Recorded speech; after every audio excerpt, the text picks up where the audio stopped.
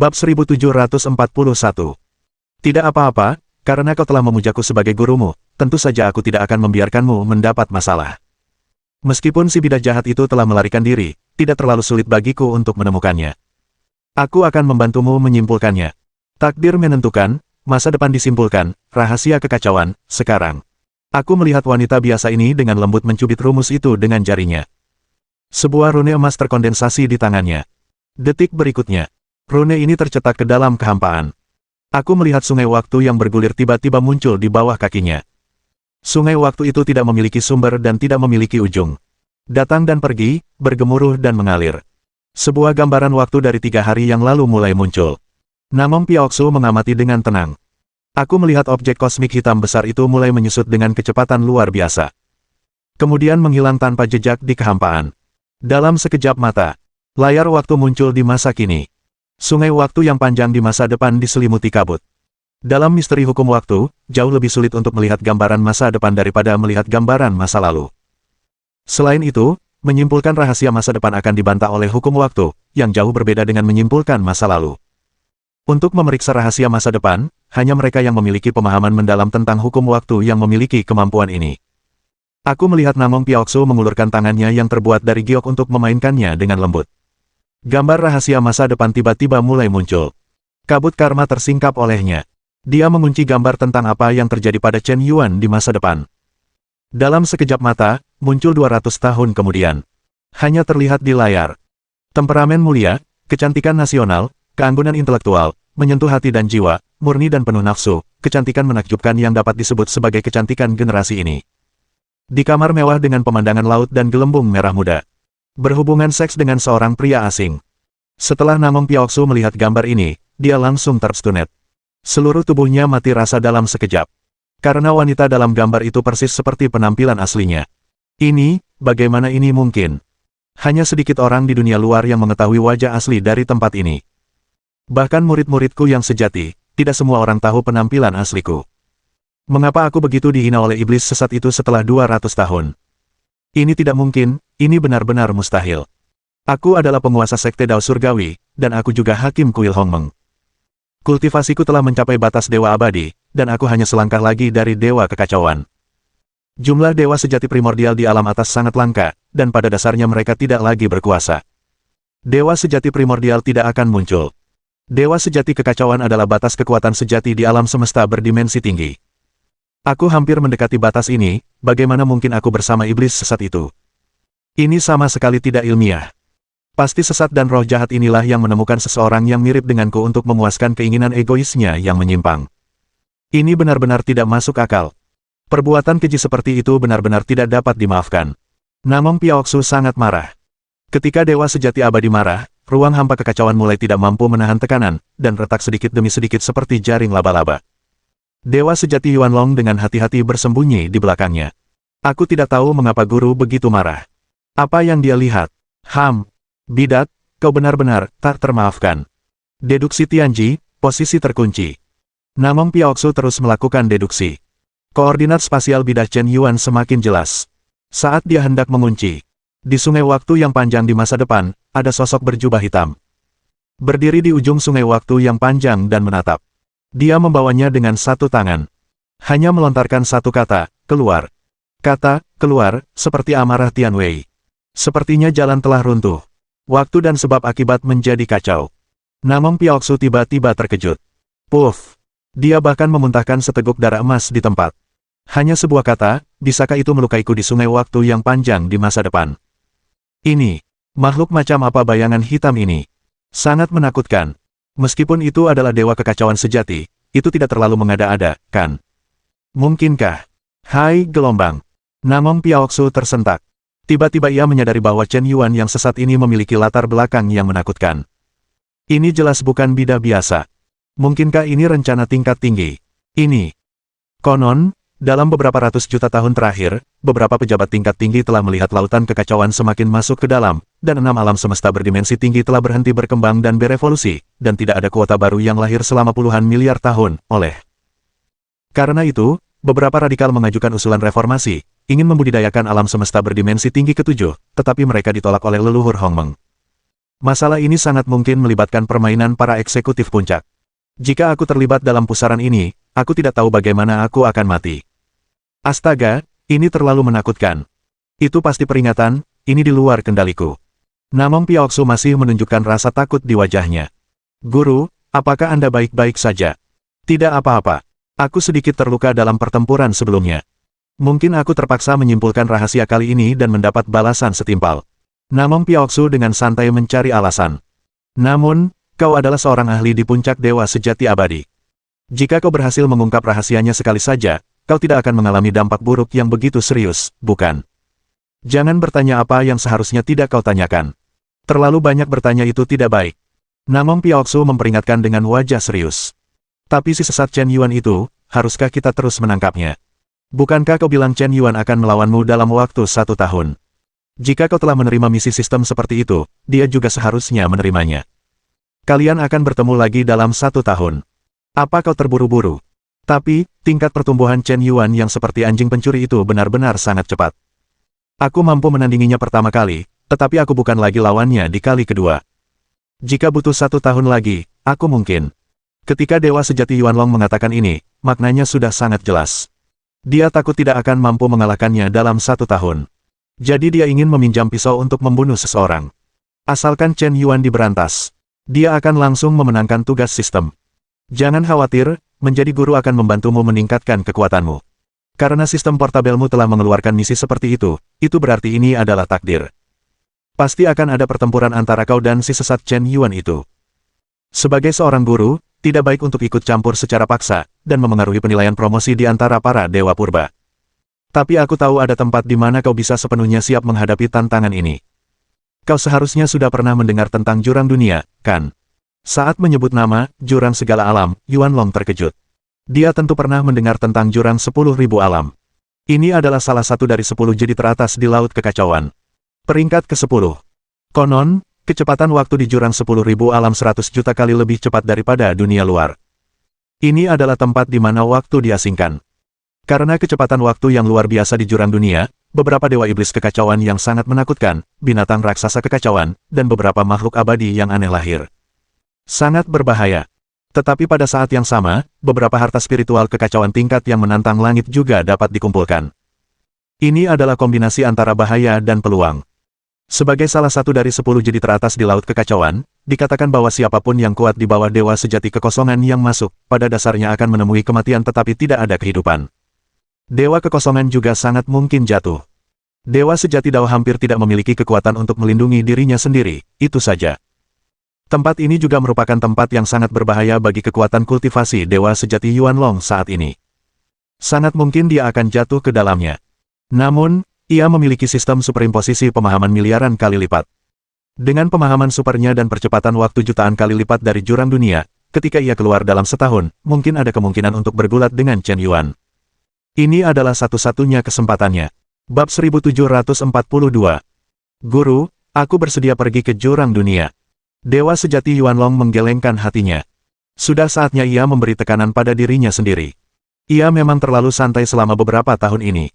Ia berpikir bahwa jika ia mendapatkan sistem tersebut, ia akan mampu mengalahkan jenius manapun di dunia. Bahkan jika ia tidak bekerja keras, kecepatan kultivasinya jauh lebih cepat daripada dewa sejati lainnya. Tetapi setelah bertemu Chen Yuan, ia terpukul keras dan mulai meragukan hidupnya. Ia bahkan kehilangan kepercayaan diri untuk mengalahkan Chen Yuan. Sekarang setelah ia bangun, ia berkeringat dingin karena ketakutan.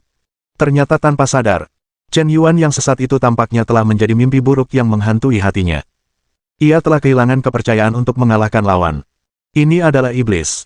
Jika ia bahkan tidak memiliki keberanian untuk mengalahkan lawan, bagaimana ia bisa berbicara tentang bercita-cita mencapai puncak di masa depan? Ia benar-benar harus mendorong dirinya sendiri. Jika ia tidak memaksakan diri, ia tidak akan pernah tahu seberapa jauh ia bisa meledak. Sangat bagus. Kau akhirnya melihat dirimu dengan jelas.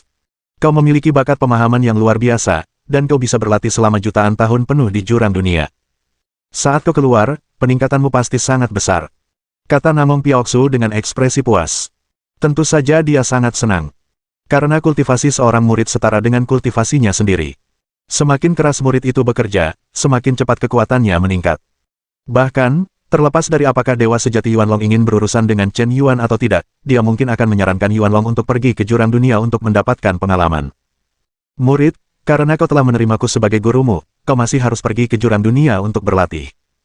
Di tempat yang berbahaya seperti itu, kau masih perlu melakukan banyak persiapan. Sebagai guru, aku akan memberimu dua barang. Yang pertama, armor Dewa Dao. Armor ini adalah artefak Dao tingkat atas, dengan pertahanan yang tak tertandingi, dan dapat menahan pukulan dari pembangkit tenaga tingkat Dewa Sejati Abadi tanpa mati. Jika seseorang yang kuat di bawah puncak Dewa Sejati Dao menyerangmu, kamu bisa kebal terhadap 90,00% kerusakan serangan lawan. Yang kedua, bola ilahi pemurnian, juga merupakan senjata ilahi Dao. Ia dapat menghancurkan semua keadaan negatif, membuka batasan, dan menghilangkan kekuatan mantra pada saat-saat kritis. Mungkin itu bisa membantumu pada saat-saat kritis. Begitu Namong Piaoksu bergerak, muncullah dua artefak Dao Agung. Yuanlong langsung gembira. Terima kasih, Guru. Kalau begitu, ayo pergi. Keduanya bersiap untuk kembali ke kota abadi. Saat ini, mereka melihat kehampaan yang kacau di kejauhan. Tiba-tiba, langit ungu menyala. Mereka melihat udara ungu yang kacau dan padat tak berujung, yang mulai jatuh dengan liar ke satu arah.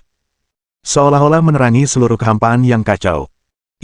Apakah ini penguatan energi ungu purba? Bagaimana mungkin ada begitu banyak energi ungu purba? Kurasa ada puluhan ribu cara. Yuanlong tampak bingung. Ayo kita lihat. Dengan lambaian tangan Namong Piaoksu, dia langsung bergerak ke arah tempat energi ungu purba itu turun. Mereka melihat raksasa kacau yang memancarkan cahaya ilahi 9 warna, dan seluruh tubuhnya seputih salju, dengan rakus menyerap sejumlah besar energi ungu purba. Setelah menyerap semua energi ungu purba, binatang raksasa ini tiba-tiba menembus alam Dewa Sejati Void di tempat. Ini, binatang raksasa Kaisar Putih. Bahkan berevolusi menjadi tubuh Dao bawaan primordial abadi. Mungkinkah memakan jantung alam semesta menyebabkan evolusi semacam ini? Benar, binatang raksasa Kaisar Putih tingkat Dewa Void, tidak buruk bagiku untuk menangkapnya kembali dan menggunakannya sebagai tunggangan. Dia dapat menggabungkan puluhan ribu energi ungu purba, sepertinya potensi bakatnya sangat luar biasa. Dewa Sejati Yuanlong berkata dengan rakus. Dia benar-benar ingin menangkap avatar Chen Yuan kembali dan menggunakannya sebagai tunggangan. Aku khawatir kau sedang berpikir tentang kentut. Tidak pasti siapa yang akan menjadi tunggangan siapa. Saat ini, aku melihat binatang raksasa Kaisar Putih itu menyerap semua energi ungu purba. Tiba-tiba berubah. Tubuh besarnya menyusut dengan kecepatan luar biasa, dan segera berubah menjadi seorang pemuda tampan. Pemuda ini tak terpisahkan. Ia tinggi dan ramping, berpakaian putih, dan memiliki pembawaan yang elegan. Ia tampak tampan. Matanya terlihat jernih dan tulus. Bahkan Dewa Sejati Yuanlong pun harus mengakui bahwa penampilan pihak lain setelah transformasi mungkin 3 poin lebih tampan darinya. Ngomong-ngomong, kau adalah makhluk buas yang kacau balau, mengapa kau begitu tampan dengan palu? Saat ini, tiba-tiba, mata Namong Piaoksu berbinar. Ding! Terdeteksi keberadaan seorang jenius top yang cocok untuk magang tuan rumah. Nama, binatang raksasa Kaisar Putih. Usia, 0 tahun. Pemahaman bakat. Tertinggi 9 bintang biasa, umum, baik, luar biasa, top, penjahat, tak tertandingi, tertinggi, bakat dapat dibagi menjadi 9 tingkatan, dan setiap tingkatan dibagi lagi menjadi 1 bintang hingga 10 bintang. Ding! Telah terdeteksi bahwa anak ini memiliki fisik Dao bawaan primordial abadi, dengan nilai penuh untuk tulang akar, nilai penuh untuk fisik, nilai penuh untuk pemahaman, dan nilai penuh untuk potensi. Dia adalah kandidat unggulan untuk magang. Mohon tuan rumah segera turunkan. Apakah dia memiliki sistem portabel? Ding! Terdeteksi bahwa pihak lain tidak memiliki sistem portabel. Namong Piaoksu terkejut ketika mendengar prompt sistem di kepalanya. Bakat binatang Kaisar Putih ini, skor sistemnya, sebenarnya lebih tinggi daripada Yuanlong Zhensen. Mencapai bintang 9 tertinggi yang menakutkan. Konsep apa ini? Ini mungkin yang memiliki potensi bakat tertinggi di antara semua murid yang pernah dia temui. Dan tanpa sistem, dia telah mencapai bakat yang begitu menakutkan. Jika ini di bawah perintah pendapatan, pencapaian di masa depan pasti tidak akan rendah. Alasan mengapa usianya ditampilkan 0 tahun, tampaknya dia baru saja berevolusi menggunakan jantung alam semesta, dan telah terlahir kembali sepenuhnya. Jejak kehidupan setara dengan baru lahir. Binatang kecil, tempat ini ditakdirkan untukmu. Apakah kau bersedia menyembah tempat ini sebagai gurumu? Namong Piaoksu berkata cepat. Neropati. Klon Kaisar Putih menatapnya dengan tatapan kosong. Mengapa kau disebut binatang kecil? Apakah kau tahu siapa tempat ini? Aku tidak peduli siapa kau. Kau, seorang bijak kecil dari surga, berani membiarkanku menyembahmu sebagai guru. Mengapa kau tidak memberiku seorang guru? Klon Kaisar Putih berkata dengan tatapan menghina. Dia melirik Dewa Sejati Yuanlong. Diperkirakan pihak lain tidak akan mengenalinya. Setelah menggunakan jantung alam semesta untuk terlahir kembali, bahkan napas jiwa pun akan berubah sepenuhnya. Aku berdiri tepat di depanmu, menurutmu seperti apa penampilanku sebelumnya? Santo Dao Surgawi. Haha. Hanya saja aku tidak ingin terlalu menarik perhatian. Suara Namong Piaoksu meredam. Tiba-tiba, aura Dewa Sejati yang sangat menakutkan menyapu. Tekanan terkuat yang hanya dimiliki oleh Dewa Sejati Abadi. Avatar Kaisar Putih yang tertekan langsung tidak bisa bergerak.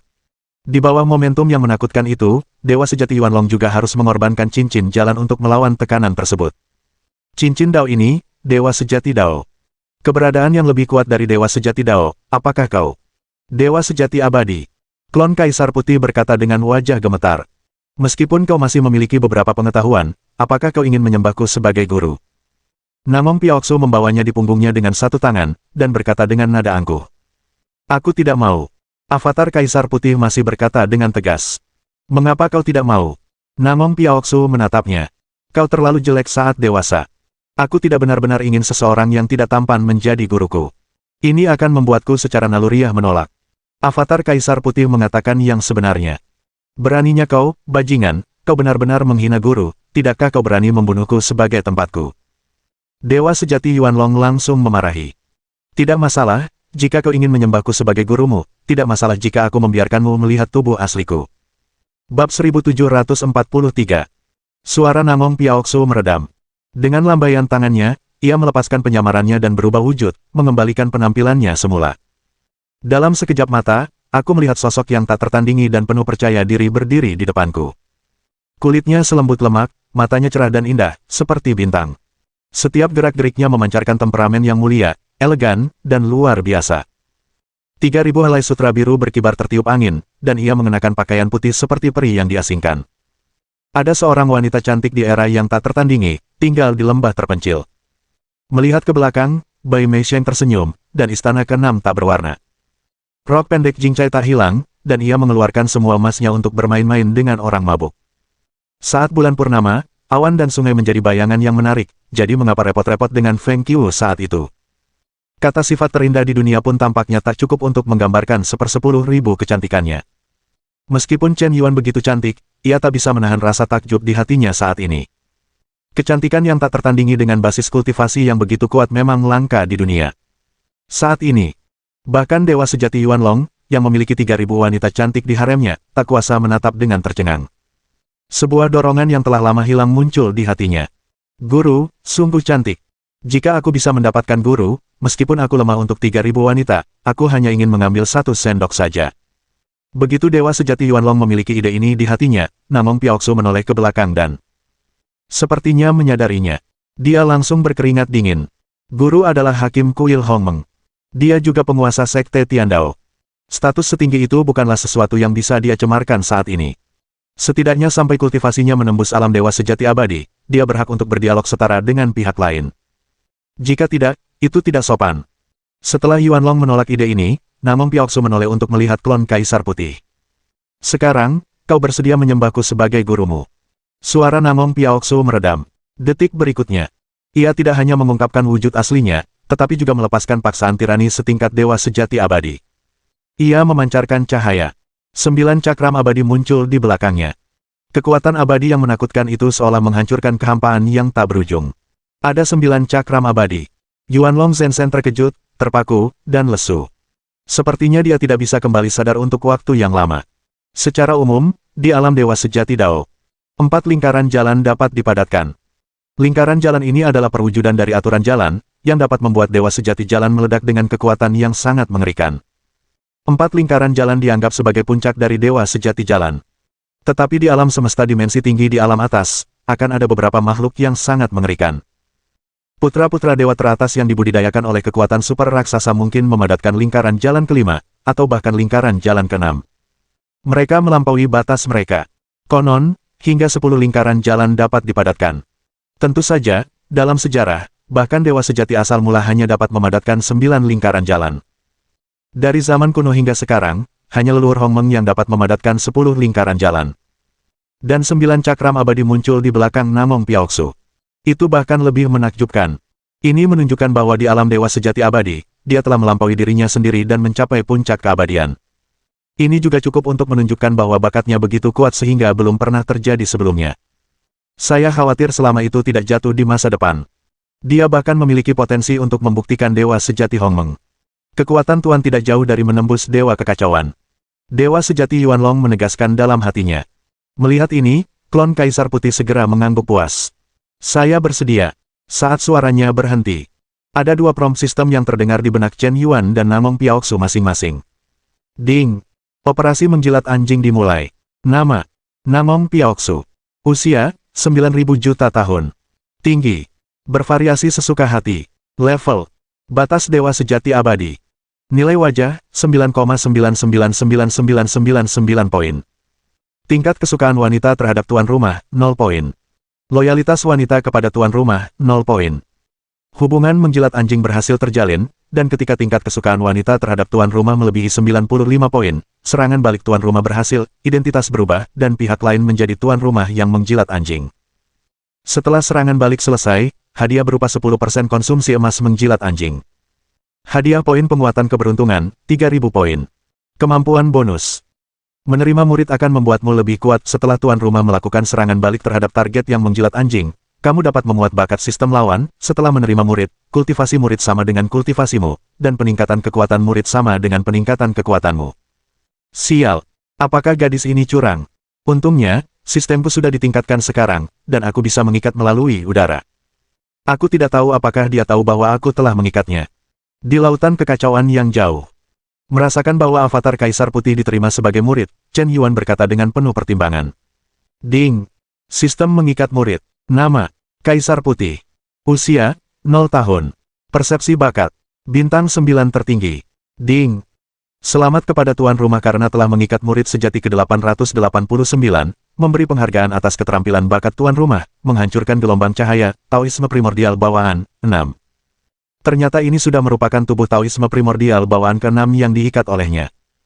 Namong Piaoxu sangat selektif dalam menerima murid. Secara teori, dia bisa menerima setidaknya murid tingkat bintang 1 dari para penjahat. Bakat tingkat ini langka. Tetapi jika Anda meluangkan sedikit lebih banyak waktu untuk mencarinya. Di lautan kekacauan yang luas ini, seharusnya sangat mudah untuk menemukan ratusan ribu murid secara acak. Namun, dia telah menderita dalam hal ini. Karena bakat penjahat bintang 1 yang terbatas, sebagian besar pencapaian tertinggi dalam hidup hanya berada di ranah dewa sejati kehampaan. Hanya itu saja untuk yang teratas. Dia juga menerima murid tingkat ini, tetapi setelah akhirnya jatuh, itu memberinya hukuman 10 kali lipat dari sistem. Dan beberapa kerugian lebih besar daripada keuntungannya. Jika dia menerima terlalu banyak murid sejati, dia tidak akan punya waktu untuk melindungi semua orang. Lebih baik mengambil jalur elit. Hanya menerima bibit unggulan dengan potensi ekstrim. Jumlah seperti ini sangat langka, dan belum tentu mungkin untuk bertemu satu pun dalam puluhan ribu tahun. Beberapa orang yang mereka temui sudah menjadi pembangkit tenaga tak tertandingi, atau mereka sudah bergabung dengan para raksasa. Sedikit sekali orang-orang akan melakukan hal seperti mengubah pengadilan. Oleh karena itu, selama ratusan juta tahun, sektenya hanya menerima lebih dari 800 murid. Kali ini, sungguh kejutan yang tak terduga menerima 2 murid berbakat terunggul sekaligus. Sangat bagus. Murid, mulai hari ini, kau adalah murid sejati ke-889 dari sekte ini. Ini kakak seniormu, Dewa Sejati Yuanlong Dao, dia adalah murid ke-888 dari tempat ini, tepat di depanmu. Karena kau telah bergabung dengan sekteku, aku akan memberimu hadiah pertemuan sebagai guru. Ini adalah armor Dewa Dao. Armor ini adalah artefak tingkat atas dengan pertahanan yang tak tertandingi. Ia dapat kebal terhadap 90,00% kerusakan serangan Dewa Sejati Dao di bawah puncaknya. Bagian kedua, aku akan memberimu segel abadi lainnya untuk guru. Jimat ini dimurnikan untuk guru dengan darah Dewa Abadi. Ini adalah segel serangan sekali pakai. Pada saat kritis, ia dapat menekan dan membunuh Dewa Sejati Abadi yang kuat di tahap awal. Kau tidak boleh menggunakannya sembarangan kecuali benar-benar diperlukan. Begitu segel abadi dikeluarkan, Dewa Sejati Yuanlong langsung merasa iri. Sial. Guru, kau aneh. Berikan saja aku mutiara pemurnian, tapi untuk adikku, senjata kelas atas yang bisa menekan dan membunuh para ahli tingkat awal Dewa Sejati Abadi. Sialan kau. Yuanlong merasa tidak puas dalam hatinya, tetapi dia tidak berani menyalahkannya. Bab 1744. Guru, Anda. Aku tahu apa yang kau pikirkan dalam hatimu. Kultivasi adikmu belum cukup kuat. Bahkan jika kau memiliki armor Dewa Dao, jika kau tidak bisa membunuh lawanmu tepat waktu di saat kritis, kau mungkin akan dimakan hidup-hidup. Aku memberinya segel keabadian. Dia memiliki jurus mematikan ini di tangannya, dan dia akan menemanimu ke jurang dunia untuk berlatih, yang dapat meningkatkan kemampuan perlindungan dirinya. Namong Piaoksu berkata demikian. Itu adalah ide yang bagus darinya. Kedua murid yang baru direkrut itu dikirim ke jurang dunia yang tak terhitung jumlahnya untuk berlatih, jadi itu sama dengan upaya ganda dalam kultivasinya. Di mana jurang dunia yang tak terhitung jumlahnya ini? Klon Kaisar Putih tidak bisa menahan diri untuk bertanya. Jurang 10.000 alam adalah salah satu dari 10 jedi kuno teratas di Laut Kekacauan, dan juga dikenal sebagai tempat pengasingan waktu. Aliran waktu di sini 100 juta kali lebih cepat daripada aliran waktu di dunia luar. Dengan demikian, 1 juta tahun kultivasi di jurang 10.000 alam sebenarnya hanya melewati 1 tahun di Lautan Kekacauan di luar sana. Saudaramu Yuanlong akan menghadapi pertarungan hidup dan mati dengan iblis sesat dalam setahun. Dia akan pergi ke jurang dunia untuk mendapatkan pengalaman, dan itu mungkin akan memberinya peningkatan yang luar biasa. Kebetulan aku menerimamu kembali sebagai guru. Kekuatan kultivasimu baru saja menembus alam dewa sejati kehampaan, dan kau memiliki tubuh Taois primordial bawaan. Jika kau berlatih keras di ujung terluar jurang ribuan alam dan menenangkan diri, mungkin kau akan mampu melakukannya setelah keluar.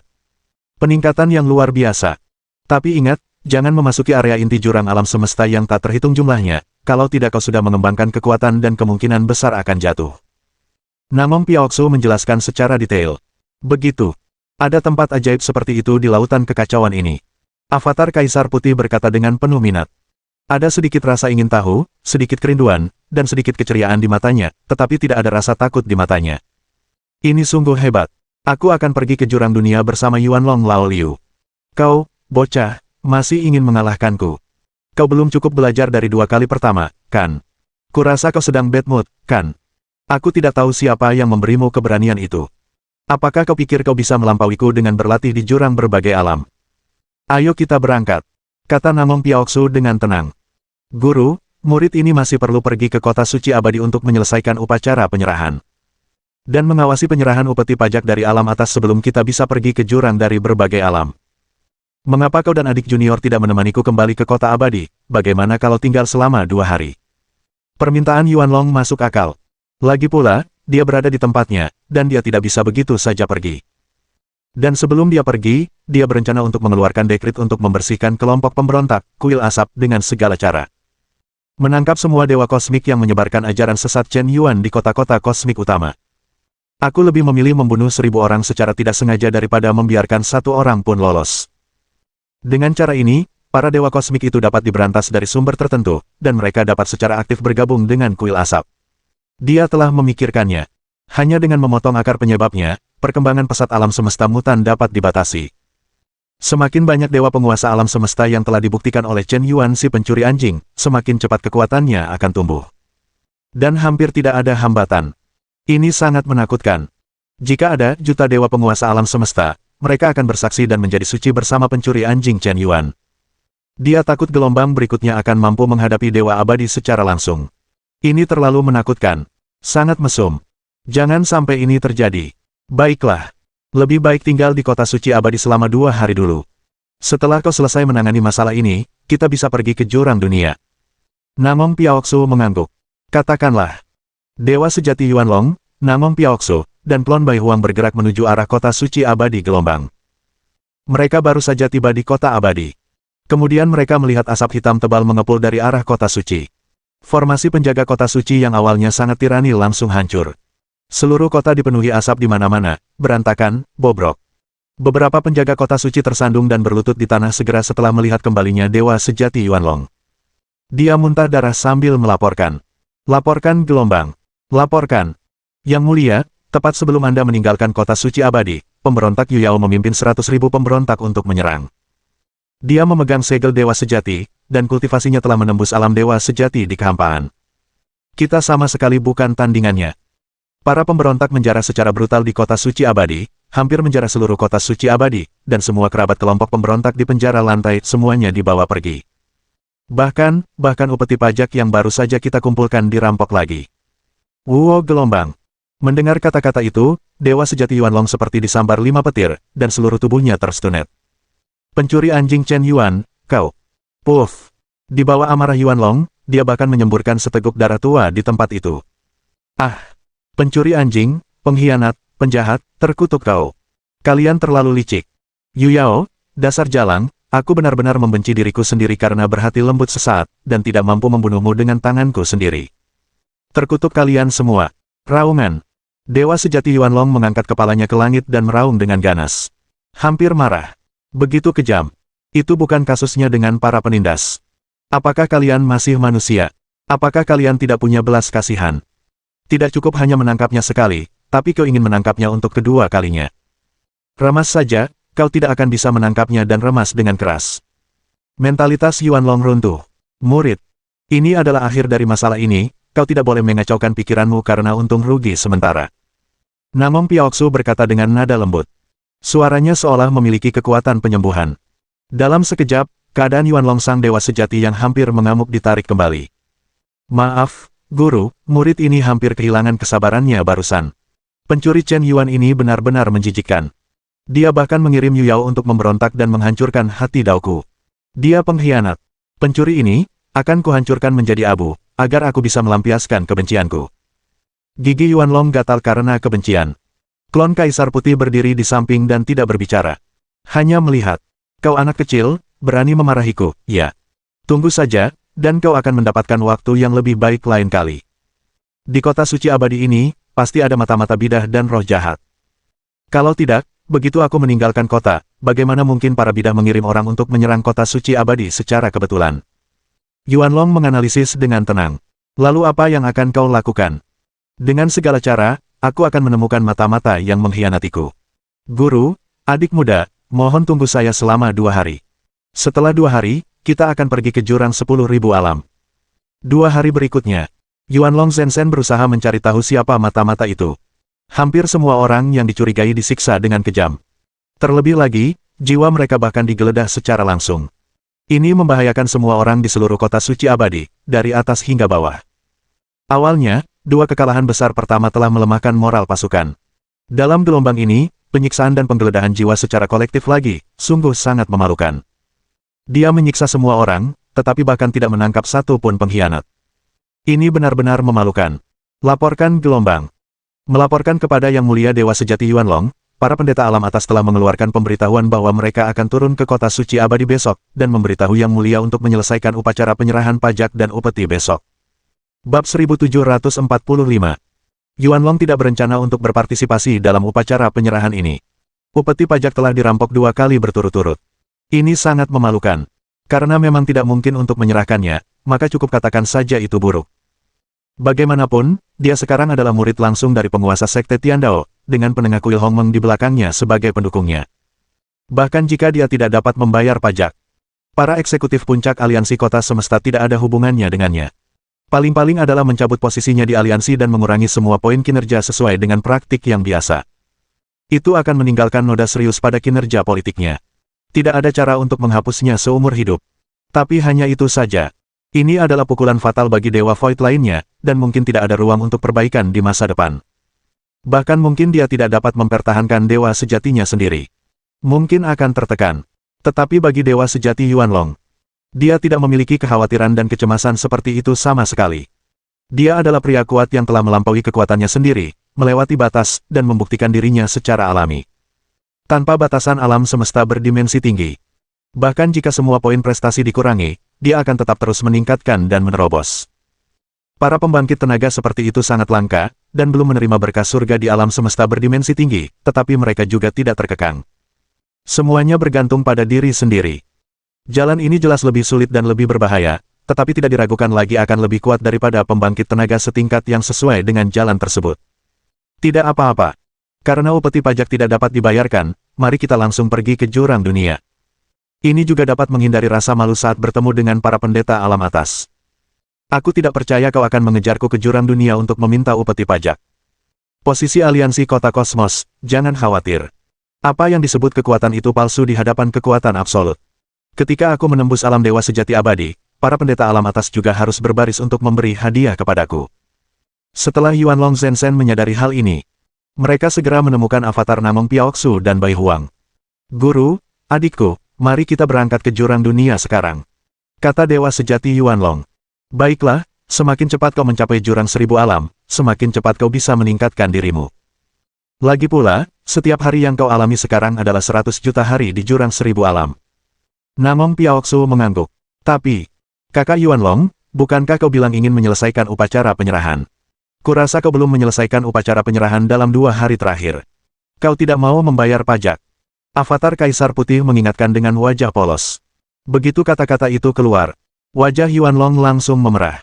Di depan guru, kenapa kau tidak bisa menunjukkan sedikit rasa hormat padaku? Shizun menutup mata, kenapa kau membahas ini? Sialan kau. Batuk-batuk. Bagaimana mungkin kakak senior tidak membayar upeti? Aku adalah penguasa kota suci. Aku sudah mengatur upeti. Ketika para pendeta dari alam atas tiba besok, bawahanku tentu akan bertanggung jawab atas penyerahan. Alasan aku ingin pergi lebih awal adalah karena aku takut menunda waktu guru. Yuanlong segera menjelaskan. Dia ingin lolos begitu saja. Tapi Avatar Kaisar Putih, bagaimana mungkin dia bisa mewujudkan keinginannya? Bukankah kau memarahiku 2 hari yang lalu? Tidak apa-apa, kakak senior, tidak masalah jika kita menunggu 1 hari lagi, toh pendeta dari alam atas akan datang besok.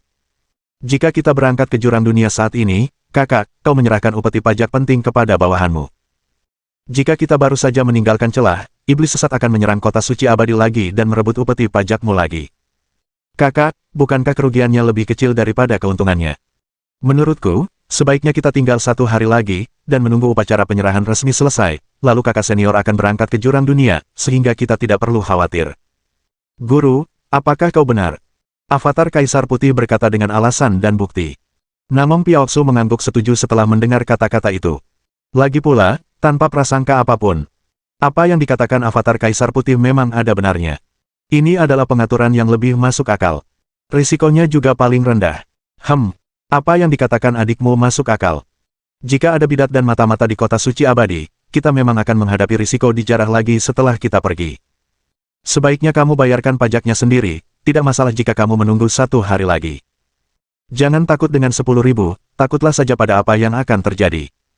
Namong Piaoksu langsung berkata. Begitu kata-kata itu keluar, Yuanlong tampak tenang di permukaan, tetapi hatinya sudah meledak. Diperkirakan klon Kaisar Putih itu telah dimarahi lebih dari kali. Adik kecil macam apa ini? Kau binatang buas. Pajak upeti telah dirampok, apa yang kau suruh aku bayarkan? Menjual darah untuk membayarnya. Dan ini sudah kedua kalinya dirampok. Diperkirakan kota-kota kosmik di bawah sana tidak akan mampu mengambil minyak sedikit pun. Jika aku benar-benar ingin mengganti pajak upeti, hanya ada satu cara, dan aku akan menyerahkan harta karunku sendiri. Yuanlong dengan cepat menghitung. Untuk mengganti semua pajak upeti, semua kekayaan yang telah dia kumpulkan selama 8.000 juta tahun, mungkin gelombang ini akan langsung mencapai titik terendah. Aku telah bekerja keras di kota suci selama bertahun-tahun. Kau tidak ingin aku mendapatkan sepeser pun, jadi kau kembali. Hati Yuanlong terasa sakit. Namun di depan sang guru, ia selalu malu untuk mengatakannya. Aku akan mengacaukannya, kan? Jika ia benar-benar melakukan ini, mungkin sang guru yang memesona ini akan sangat kecewa padanya. Ia tidak ingin meninggalkan kesan buruk seperti itu di depan sang guru. Guru Piaoksu, betapa kuat, cantik, dan memesonanya dia. Sejak saat aku melihat wajah asli guru, detak jantungku, yang sudah tidak berdebar selama puluhan juta tahun, mulai berdenyut dengan gairah lagi. Saat itu, aku tidak bisa melepaskan diri. Aku akui aku jatuh cinta pada guru. Setiap kerutan, senyuman, dan setiap gerakannya sangat mempesonaku. Dulu aku punya 3.000 harem, tetapi mereka semua adalah penggemar rendahan di depan sang guru. 3.000 harem, lebih baik hanya memiliki sang guru saja. Aku tidak tahu asal mula cinta, tetapi semakin dalam cinta itu, yang hidup bisa mati, dan yang mati bisa hidup. Mereka yang lahir tetapi tidak bisa bersama kematian, dan mereka yang mati tetapi tidak bisa dibangkitkan bukanlah esensi cinta. Yuanlong Laoliu menatap Namong Piaoksu dengan obsesif. Keputusan akhir. Bahkan jika keluarganya bangkrut, Namong Piaoksu tidak bisa membuat Namong Piaoksu merasa bahwa dia adalah tipe orang yang, dalam posisinya, tidak peduli dengan urusannya. Waktu berlalu. Hari berikutnya. Dewa Sejati Dao Alam Atas, Dewa Sejati Yuan, seorang pria kuat yang kekuatannya telah mencapai puncak Dewa Sejati Dao. Saya sendiri yang menyelesaikan upacara penyerahan upeti pajak bersama Dewa Sejati Yuanlong. Yuanlong Zhensen menyaksikan harta kecil yang telah ia kumpulkan selama 8.000 juta tahun diambil. Saat itu, hatinya tertusuk. Avatar Kaisar Putih, tepat di sela-sela saat Yuanlong menyelesaikan upacara penyerahan, mulai membicarakan hal-hal kecil yang tidak pantas. Guru, kakak senior Yuanlong, sebagai pemimpin kota suci abadi, bisakah dia menghasilkan begitu banyak uang? Saya mendengar bahwa upeti pajak yang dibayarkan setiap 10 tahun sekali secara kolektif oleh jutaan kota di alam semesta. Upeti pajak ini telah dirampok oleh kaum sesat. Kakak Yuanlong dapat dengan mudah mengambilnya sendiri. Sepertinya kakak senior memiliki latar belakang yang mendalam dan memiliki banyak uang. Begitu kata-kata ini keluar, Namong Piaoksu tiba-tiba mengerutkan kening. Mungkinkah murid Yuanlong ini menghasilkan banyak uang selama masa jabatannya? Ketika air jernih, tidak ada ikan. Menjadi pemimpin suatu partai sebenarnya bukanlah cara untuk menghasilkan uang sama sekali. Tapi kau bisa seenaknya saja membuat upeti pajak, jadi mungkin kau membuatnya terlalu banyak, kan? Namong Piaoksu tak bisa menahan rasa jijiknya pada Yuanlong. Bab 1746. Akhirnya upacara penyerahan tugas selesai, guru seharusnya memandangku berbeda sekarang, kan? Meskipun upeti pajak dirampok, aku masih bisa mengganti upeti pajak dan menyelesaikan penyerahan tugas di alam atas tepat waktu. Baik dari segi rasa tanggung jawab, kemampuan, kekuatan, atau persiapan menghadapi kesulitan, semuanya mencerminkan kemampuan dan cara kepemimpinanku yang luar biasa. Sebagai murid pribadi guru, dia seharusnya menghargai kemampuanku untuk mandiri. Ada begitu banyak hal yang terjadi, dan kau masih bisa menyelesaikannya dengan kekuatanmu sendiri. Bukankah ini kali lebih kuat daripada mereka yang melarikan diri ketika terjadi kesalahan, tidak bertanggung jawab, dan hanya bisa menyalahkan pemain yang buruk? Yuanlong Zhenzen menganalisis dengan wajah yang masuk akal. Gagasan ini memang benar. Tetapi dia mengabaikan avatar Kaisar Putih, dan telah tersesat dalam pemikiran ini. Guru, sekarang setelah saya menyelesaikan semua upacara penyerahan tugas, mari kita pergi sekarang. Kata Yuanlong dengan wajah puas. Meskipun harta karun kecil itu hilang, semua ini akan sepadan jika Guru Piaoksu bisa memandangnya dengan cara yang berbeda.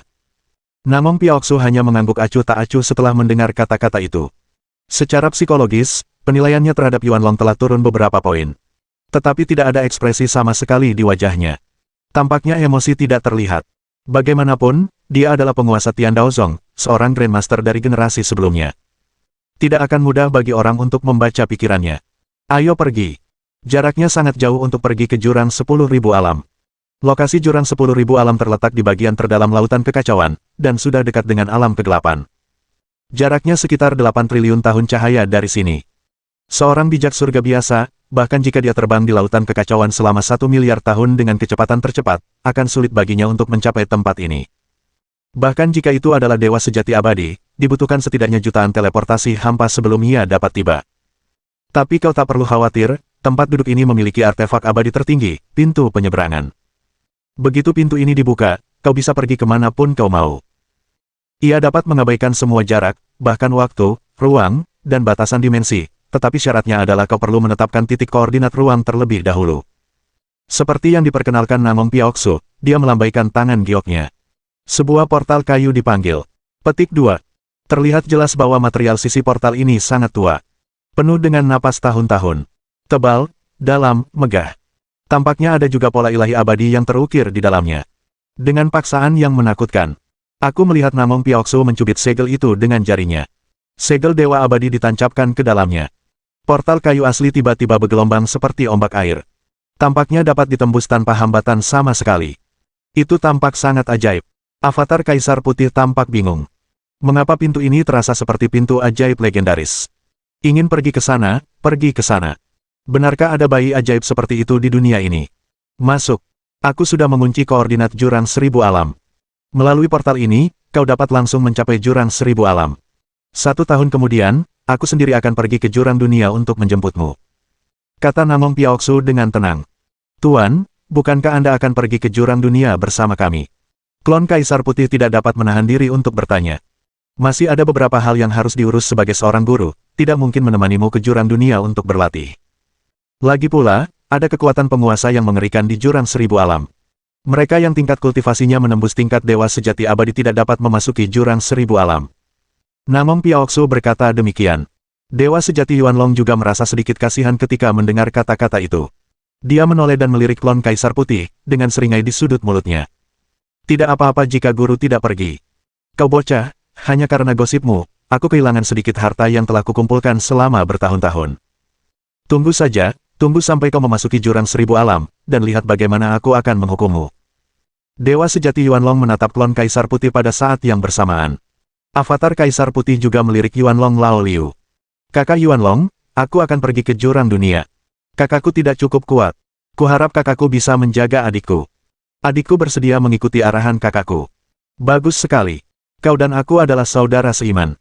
Hubungan kita seperti persaudaraan. Bahkan jika aku mempertaruhkan nyawaku, aku pasti akan menjaga adikku dengan baik. Tidak perlu terlalu sopan di antara kita. Yuanlong menggenggam tangan klon Kaisar Putih. Berkata dengan wajah penuh keyakinan.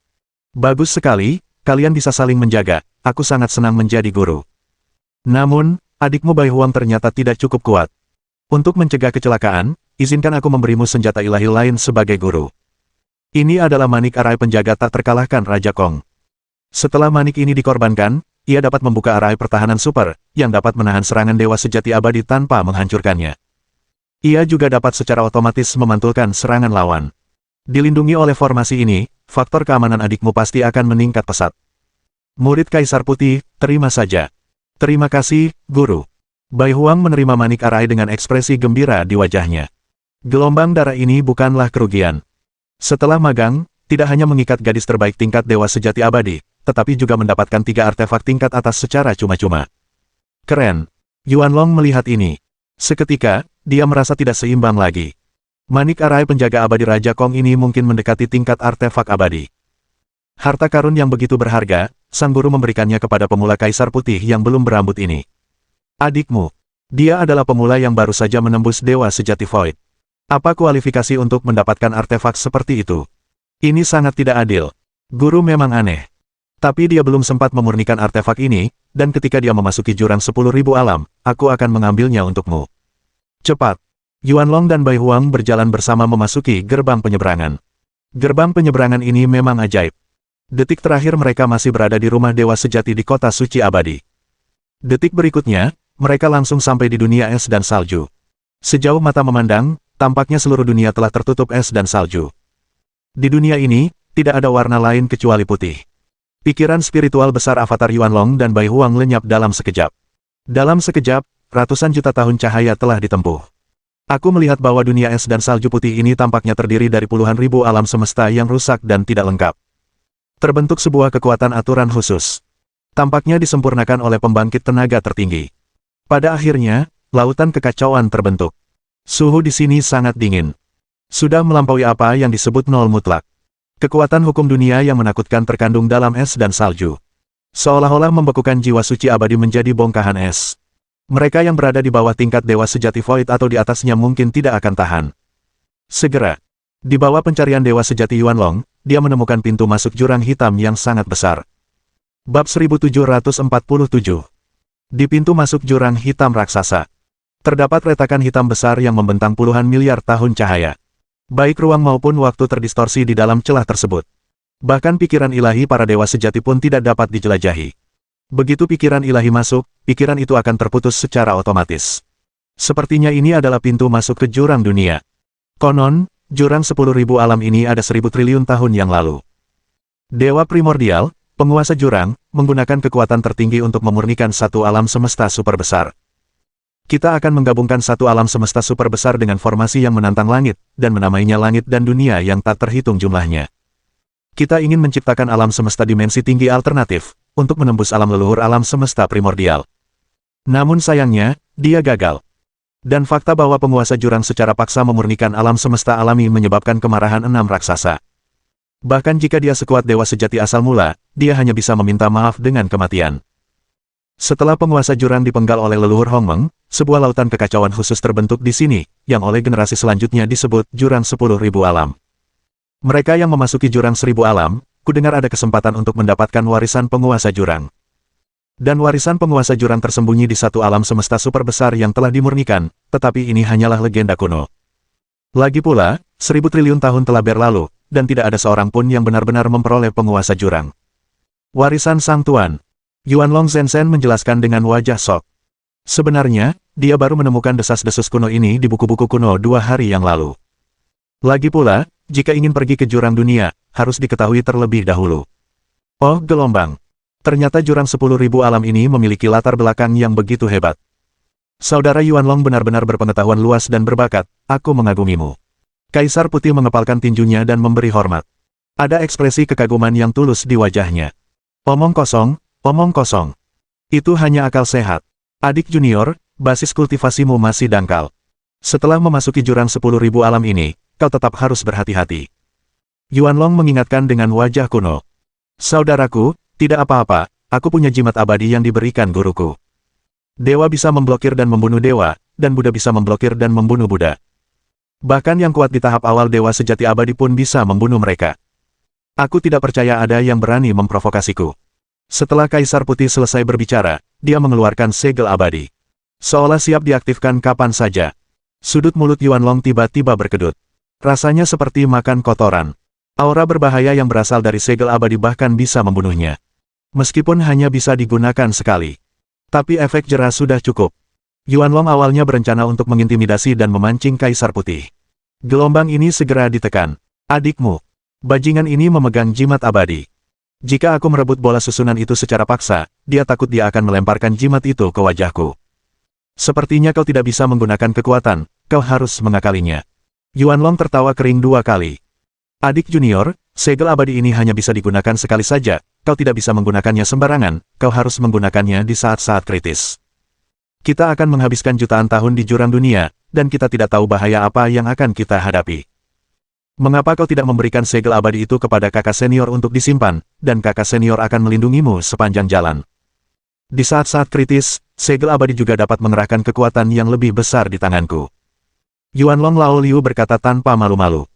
Kata-kata seperti ini juga bisa diucapkan secara langsung, dan tidak ada seorang pun yang berkulit tebal. Kakak, mengapa kau tidak mempercayakan istrimu kepadaku, dan adik akan melayanimu dengan makanan dan minuman, bagaimana menurutmu? Klon Kaisar Putih berkata dengan mencibir. Begitu kata-kata ini keluar, suasana langsung membeku. Wajah Yuanlong pucat pasi. Dia tidak pernah menyangka Bai Huanger akan begitu tidak tahu malu sehingga dia akan berbalik jika dia mengatakan akan melakukannya. Awalnya, orang ini sebelumnya menunjukkan penampilan yang jujur dan tulus. Akibatnya, begitu kau meninggalkan guru, kau langsung memberontak. Saudaraku, apa maksudmu dengan ini? Bukankah kau benar-benar memiliki temperamen yang baik sebagai seorang saudara? Apakah kau memiliki temperamen yang baik atau tidak bukanlah urusanku, aku akan mempermalukanmu. Begitu kau meninggalkan guru, kau berani meminta segel abadi, dan memasuki jurang 10.000 alam, jadi kau akan membawaku langsung.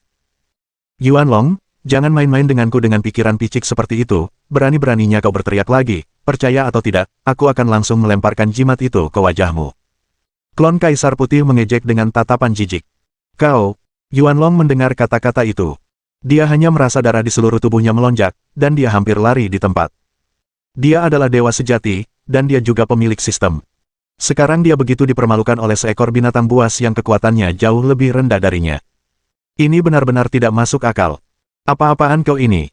Tapi melihat segel abadi di tangan avatar Kaisar Putih, dia hanya bisa menahannya dengan paksa. Adik junior, kau sombong. Jangan berpikir bahwa dengan segel abadi di tanganmu, kau bisa mengabaikan perbedaan alam dan kekuatan. Setelah kau memasuki jurang 10.000 alam, kau akan membayar kesombonganmu. Yuanlong terus berteriak. Anjing, jika kau masih berani berteriak, pergilah ke neraka. Segel abadi, aktifkan. Kaisar Putih tiba-tiba meraung. Dia mengangkat segel abadi dengan satu tangan dan meremasnya dengan keras. Saat itu juga, Yuanlong benar-benar ketakutan. Sial. Dasar gila kau. Gerakan hantu. Langkah waktu. Melangkah di langit tanpa jejak. Menyusut ke tanah. Perpindahan kekosongan. Yuanlong segera menampilkan berbagai keterampilan tubuh tingkat atas, dan langsung melarikan diri ke celah jurang. Kaisar Putih tersenyum sinis. Potong. Kukira kau tidak takut, tapi kau hanya berpura-pura menakutimu. Tunggu sampai Yuanlong memasuki jurang dunia. Kaisar Putih memasang ekspresi sinis di wajahnya, tetapi saat ini dia akhirnya menunjukkan ekspresi serius. Jurang 10.000 alam ini dimurnikan oleh dewa sejati asal mula, artinya, ia berisi satu alam semesta super besar. Alam semesta ini telah lama kehilangan perlindungan dari aturan purba tertinggi. Jika aku dapat melahap dan memurnikannya, aku pasti akan dapat mempercepat peningkatan dan evolusi alam semesta berukuran sedang. Apakah ini karena aku punya sistem keberuntungan, jadi aku beruntung? Namun, setiap langkah yang kuambil sebenarnya sudah direncanakan sebelumnya, dan sumber daya kultivasi terbaik hampir langsung diberikan ke mulutku. Kaisar Putih berpikir sejenak. Detik berikutnya, aku melihatnya melambaikan tangannya, membentangkan koordinat ruang, dan membuka hukum ruang. Di ujung lain, Dewa Chen Yuan merasakan sinyal koordinat avatar, dan segera mengaktifkan kekuatan alam semesta. Biarkan dewa itu mengambil alam semesta berukuran sedang, melakukan perjalanan melalui kekacauan dan kehampaan, dan bergerak menuju jurang dunia. Kekuatan Dewa Chen Yuan telah mencapai puncak Dewa Sejati Dao dan mendekati Dewa Sejati Abadi. Bergerak di lautan kekacauan bukanlah masalah sama sekali. Terlebih lagi, dia didukung oleh alam semesta berukuran sedang dengan energi yang hampir tak terbatas, yang dapat disebut mesin gerak abadi. Dapat bergerak tanpa gangguan. Kecepatannya tidak akan jauh lebih buruk daripada Dewa Abadi. Chen Yuan berteleportasi sekali per detik, dan dia dapat berteleportasi di kehampaan lebih dari 6.000 kali sehari. Diperkirakan bahwa dalam kondisi terburu-buru ekstrim, dia dapat mencapai jurang dunia dalam waktu 20 hari. Tidak apa-apa. Koordinat ruang angkasa telah ditentukan, dan badan utama diperkirakan akan membutuhkan waktu untuk tiba. Sebaiknya aku pergi ke jurang dunia untuk menjelajahi jalannya terlebih dahulu. Avatar Kaisar Putih mengenakan Dao Senjia, dan bahkan melangkah ke celah jurang. Bab 1748. Sensasi tanpa bobot yang kuat datang. Waktu dan ruang sangat terdistorsi di celah jurang ini. Kekuatan robekan yang dahsyat seolah merobek tubuh menjadi berkeping-keping. Kekuatan robekan ruang semacam ini, serta badai waktu yang mengerikan, mungkin tak tertahankan bahkan bagi Kaisar Suci Dao Surgawi biasa. Tak heran jika, jurang 10.000 alam, ini disebut sebagai salah satu dari 10 jedi teratas di Laut Kekacauan. Anda tahu, seorang pembangkit tenaga di tingkat Kaisar Suci Dao Surgawi sudah merupakan eksistensi yang sangat kuat di Lautan Kekacauan. Tetapi eksistensi seperti itu sulit untuk bertahan hidup di jurang dunia. Dapat dibayangkan bahwa tempat ini adalah jadi kematian yang mengerikan bagi pembangkit tenaga laut kekacauan biasa. Mereka yang tidak di atas tingkat Dewa Sejati, seharusnya tidak mudah menginjakan kaki di sana. Avatar Kaisar Putih hanya bisa merasakan tubuhnya tenggelam di jurang. Entah berapa banyak waktu telah berlalu. Mungkin 1 hari. Mungkin bertahun-tahun. Mungkin berpuluh-puluh tahun. Di jurang tak berujung, hanya kegelapan tak berujung yang menyambut mata. Dalam sekejap mata, sepertinya ratusan tahun telah berlalu. Klon Kaisar Putih masih tenggelam di jurang. Ia mulai sedikit meragukan kehidupan. Apa yang begitu istimewa tentang ini? Ia menyelam dengan cepat pada tingkat kultivasi Dewa Sejati Void. Kecepatan terbangnya seharusnya tidak lebih lambat dari kecepatan cahaya. Ia telah tenggelam selama ratusan tahun, dan masih berada di jurang gelap. Mungkinkah jurang ini begitu besar sehingga tak berujung? Pada saat ini, orang-orang kuat dengan pikiran yang tidak stabil mungkin menyerah menjelajahi jurang dunia. Ingin melarikan diri lebih awal. Tetapi disinilah letak kengerian jurang 1000 alam. Begitu Anda menyerah tenggelam, Anda ingin bangkit dan melarikan diri. Anda akan menghadapi robekan ruang dan badai waktu yang 100 kali lebih kuat dari sebelumnya. Itu seperti jatuh ke rawa tak berujung. Semakin keras Anda berjuang, semakin cepat Anda mati. Mudah masuk dan sulit keluar. Dari zaman kuno hingga sekarang, ada terlalu banyak orang kuat di Laut Kekacauan yang secara tidak sengaja menabrak jurang dunia. Namun, mereka yang benar-benar bisa keluar dari situ sangat jarang. Pada dasarnya 1 banding sejuta. Akan tetapi, konon dahulu ada seorang bijak dari surga yang secara tidak sengaja diburu dan melarikan diri ke jurang dunia, tetapi dia tidak mati. Setelah 10 tahun, ketika dia keluar dari jurang dunia, dia benar-benar memotong fondasi Tao, menerobos, lalu berdiri tegak, melampaui batas, dan membuktikan Tao secara alami. Terobosan langsung dari alam Raja Bijak Surga ke Dewa Sejati Abadi. Setelah keluar, dia langsung memusnahkan seluruh keluarga Chou. Suatu ketika, ada gelombang besar yang dilebih-lebihkan di Lautan Kekacauan, dan itu menjadi cerita yang bagus. Itu menarik banyak bijak surgawi untuk terjun ke jurang dunia dengan cara bunuh diri. Tapi itu hanya kasus khusus. Di bawah Dewa Sejati Kekosongan, pada dasarnya tidak ada 1 juta pun yang dapat keluar dari jurang dunia hidup-hidup. Dan ke alam Dewa Sejati Kekosongan. Pemahaman tentang misteri ruang angkasa telah mencapai tingkat yang tak terbayangkan. Bahkan dalam badai ruang angkasa kacau yang menghancurkan, masih ada kemungkinan besar untuk bertahan hidup. Klon Kaisar Putih tidak berpikir untuk melarikan diri. Dia hanya memikirkannya. Segera ia menggunakan metode rahasia. Jue tubuh klon 9 takdir, 1 pikiran mengubah 9 tubuh. Dalam sekejap, terlihat 9 sosok Kaisar Putih terpisah dari jurang yang sangat gelap. Tiba-tiba, ia sama sekali tidak tampak kesepian. Dalam kegelapan, hal yang paling tak tertahankan adalah kesepian dan kebingungan. Kecuali diriku sendiri, sepertinya tidak ada kehidupan lain di dunia ini, dan aku tidak tahu apakah jalan yang kutempuh benar, dan apakah ada akhirnya atau tidak. Bahkan jika ia sekuat Dewa Void, jika ia tinggal di lingkungan seperti itu untuk waktu yang lama, ia akan menjadi sedikit abnormal secara mental. Rasanya setiap saat sangat berharga. Tapi sekarang tidak apa-apa, begitu avatarku muncul, akan jauh lebih hidup. Bagaimana kalau kita bandingkan dan lihat siapa yang lebih cepat, sebuah klon menyarankan. Bagus. Ayo. Wosh wosh. Klon Kaisar Putih sangat bosan. Ia benar-benar memanggil 8 avatarnya dan membiarkan dirinya bersaing dengan dirinya sendiri. Meskipun avatar Kaisar Putih adalah avatar Chen Yuan, ia merebut binatang Kaisar Putih di masa mudanya. Kemudian, binatang itu terlahir kembali sebagai jantung alam semesta. Meskipun merupakan klon, sebenarnya ia tidak berbeda dengan tubuh hidup yang independen. Oleh karena itu, ia juga dapat memahami metode rahasia klon 9 takdir. Dipadukan dengan klon iblis darah dari ras iblis, ia juga dapat melakukan metode rahasia klon 9 nyawa. Ini setara dengan Chen Yuan yang sebenarnya memiliki 27 klon. Ini juga salah satu kartu andalannya. Benar saja, ada sebuah permainan. Bahkan kegelapan tak berujung dan jurang tak berujung pun tidak lagi tampak begitu sulit. Waktu berkedip. 2000 tahun lagi berlalu. Di jurang tak berujung ini, seberkas cahaya akhirnya muncul. Dan saat 9 avatar Kaisar Putih terus tenggelam, cahaya itu tampak semakin besar dan besar, secara bertahap menjadi lebih putih dan menyilaukan. Boom! Ketika 9 avatar Kaisar Putih bergegas menuju cahaya putih itu, tampaknya mereka telah melewati penghalang ruang dan memasuki bidang dunia yang sangat besar. Terlihat, dikelilingi oleh kabut peri, pegunungan yang menjulang tinggi, dan kualitas ruangnya sangat padat. Ada berbagai macam binatang aneh yang terbang di atas kepala, dan konsentrasi energinya sangat tinggi, seperti dunia di negeri dongeng dalam mimpi. Ada juga ladang obat di kaki gunung. Sepertinya beberapa ramuan berharga telah ditanam, banyak di antaranya belum pernah dilihat Chen Yuan. Apakah kau akhirnya memasuki jurang dunia? Saudarimu telah tenggelam selama lebih dari 700 tahun. Periode waktu ini, jika dikonversi dengan 100 juta kali waktu, sama dengan 1 hari di laut kekacauan. Jika dihitung menurut perbedaan waktu ini, menunggu tubuh utama turun ke jurang dunia, diperkirakan kita harus menunggu setidaknya 3 tahun. Aku tahu aku tidak akan turun secepat ini. Tepat ketika avatar Kaisar Putih tampak bingung. Tiba-tiba, aku melihat pelangi pedang melesat ke langit di Gunung Peri yang tidak jauh, berpacu ke arahnya. Siapa kau? Berani-beraninya kau menerobos Gunung Abadi. Tahukah kau bahwa ini adalah taman ramuan yang ditanam oleh Kaisar Abadi? Berani mencuri ramuan Kaisar Abadi, ini adalah hukuman mati karena memasuki neraka ke-18.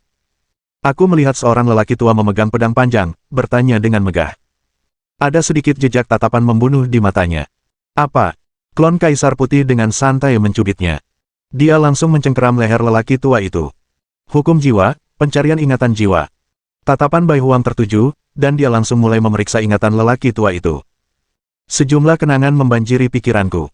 Tempat ini disebut Gunung Keabadian. Di gunung itu terdapat sebuah sekte bernama Sekte Abadi. Sekte ini merupakan salah satu dari 10 sekte abadi terkuat di benua ini. Memimpin jutaan dinasti abadi. Ternyata, di jurang 10.000 alam ini terdapat manusia, dan sistem kultivasi mereka sangat berbeda dari alam semesta luar. Sistem kultivasi mereka hampir sepenuhnya mandiri. Tingkat terendah dari dinasti Xian adalah manusia biasa.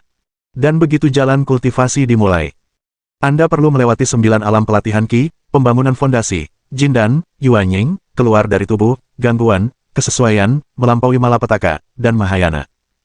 Para biksu di periode Mahayana mungkin memiliki kekuatan yang hampir sama dengan penguasa kosmik di alam semesta. Dan begitu Anda naik ke dunia peri, Anda dapat menjadi peri. Sejak saat itu, mereka dibedakan dari orang biasa. Para immortal selanjutnya dibagi menjadi immortal manusia, immortal bumi, immortal langit, immortal emas Tai, immortal emas Daluo, Raja Immortal, Kaisar Immortal, dan 9 alam. Di antara mereka, kekuatan Kaisar Immortal hampir sama dengan setengah suci. Namun yang sangat aneh adalah umur Kaisar Immortal hanya puluhan juta tahun.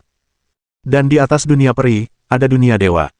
Dunia dewa dibagi menjadi 9 alam, dewa, dewa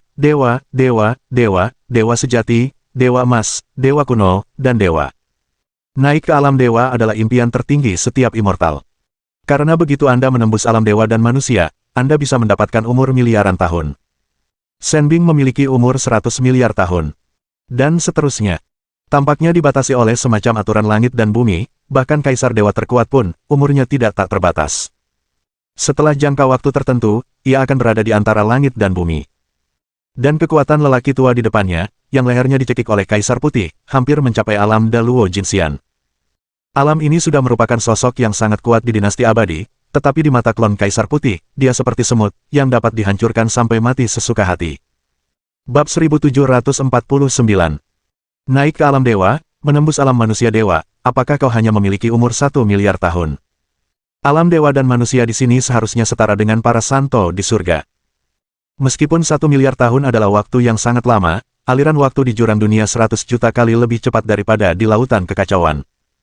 Dengan kata lain, umur 1 miliar tahun mereka sebenarnya hanya setara dengan perjalanan 1000 tahun di lautan kekacauan. Setelah avatar Kaisar Putih memeriksa ingatan, dia dengan santai melepaskan lelaki tua Daluo Jinxian. Saat ini, wajah lelaki tua itu sudah menunjukkan ekspresi kengerian yang tak tertandingi. Kau adalah iblis luar angkasa. Konon, roh jahat di luar langit adalah penjajah dari dunia lain, dan mereka tidak mempraktikkan keabadian. Metode kultivasi mereka membentuk sistem mereka sendiri. Sangat mudah dikenali. Begitu roh jahat luar angkasa ditemukan, harus segera dilaporkan kepada atasan, dan harus dibunuh dengan segala cara. Para iblis luar angkasa ini datang ke sini untuk menjara roh para dewa dan mencemari asal mula jalan surgawi. Dan semuanya sangat kuat. Para biksu dari seluruh surga dan dunia, tanpa memandang ras manusia, ras monster, atau ras hantu, harus menyerang satu titik yang sama. Bunuh para penjajah dari luar ini. Kau pergi. Kau dan aku tidak punya dendam, aku tidak akan membunuhmu. Bai Huang berkata dengan tenang. Dia menekan niat membunuhnya. Roh peri di pihak lain membuatnya merasa sangat tertarik. Tampaknya menelannya setelah membunuhnya dapat langsung meningkatkan basis kultivasi. Tapi dia tidak melakukannya. Orang tua itu melarikan diri dengan cepat dengan ekspresi ngeri, jelas akan mengguncang orang. Tapi klon Kaisar Putih tidak menganggapnya serius. Dia hanya memikirkan sistem pengembangan jurang 1000 alam. Jurang 10.000 alam sangat besar, mengklaim memiliki semua surga dan 10.000 alam. Luas wilayahnya mungkin puluhan ribu kali lebih besar daripada alam semesta normal. Tempat ini tidak terpengaruh oleh pengaruh 6 raksasa, dan bahkan sistem kultivasinya pun sangat berbeda. Mereka tidak perlu menyesuaikan diri. Mereka bahkan dapat melampaui Sage of Heaven dan bahkan melampaui Dewa Sejati Void. Ini sudah cukup untuk menunjukkan bahwa metode kultivasi mereka memiliki kelebihan. Hanya saja, rentang hidupnya relatif pendek, bahkan jika Anda berlatih sangat keras, Anda tidak bisa mendapatkan kehidupan abadi. Tetapi bagi Kaisar Putih, ini sama sekali bukan masalah. Sistem kultivasi ini jelas memiliki hubungan yang erat dengan Dewa Penciptaan. 1000 triliun tahun yang lalu, yaitu satu alam semesta. Sebagai Dewa Penciptaan, ia menciptakan sistem kultivasi makhluk abadi, menetapkan hukum dunia, dan menciptakan langit dan dunia yang tak terhitung jumlahnya. Ia juga mencoba menembus batas Dewa Sejati Hongmeng dan membuktikan alam leluhur Hongmeng melalui metode lain. Sayangnya ia gagal. Jurang dunia yang tak terhitung jumlahnya juga telah menyusut menjadi tempat pengasingan oleh waktu. Hanya setelah memasuki jurang dunia yang tak terhitung jumlahnya barulah saya dapat merasakan betapa menakjubkan dan menakutkannya penguasa jurang itu. Ini jelas merupakan eksistensi tak tertandingi dengan bakat luar biasa. Jika itu adalah dewa sejati kekosongan lainnya, mungkin ia tidak terlalu tertarik pada sistem kultivasi seperti itu.